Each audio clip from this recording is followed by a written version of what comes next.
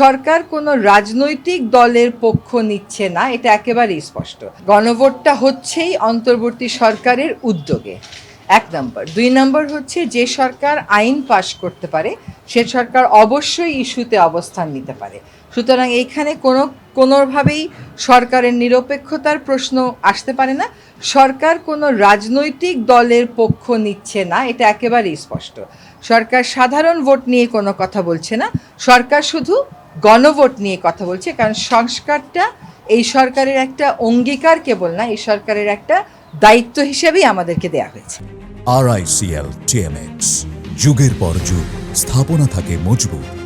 আমাদের অবস্থানটা স্পষ্ট। আমরা মানুষকে বলবো যে যদি পরিবর্তন চান, সংস্কার চান, তাহলে হ্যাঁ ভোটে, গণভোটে অংশগ্রহণ করুন এবং হ্যাঁ ভোট দিন। হ্যাঁ ভোট দিলে আপনি কি কি পাচ্ছেন এটা আমরা বলছি, না দিলে কি কি পাচ্ছেন না এটাও আমরা বলছি। কেউ যদি মনে করে সে না ভোটের পক্ষে প্রচার করবে, এটা তার দলীয় সিদ্ধান্ত। আর আমরা যারা উপদেষ্টারা আছি, আমরা বিভিন্ন জায়গায় যখন যাচ্ছি ঢাকার বাইরে, সেখানে গিয়ে টাউন হল টাইপ মিটিংগুলো আমরা করছি। যেমন সরকারি অফিসার যারা আছেন, যারা কমিউনিটির লোকজন আছেন, ইমাম সম্প্রদায়ের আছেন, তাদেরকে আমরা বুঝাবার চেষ্টা করছি যে আসলে গণভোটটা কি, এখানে যে প্রশ্নগুলো আছে এগুলো সপক্ষে গেলে কি আর বিপক্ষে গেলে কি হবে, এইটুকুনি বোঝা।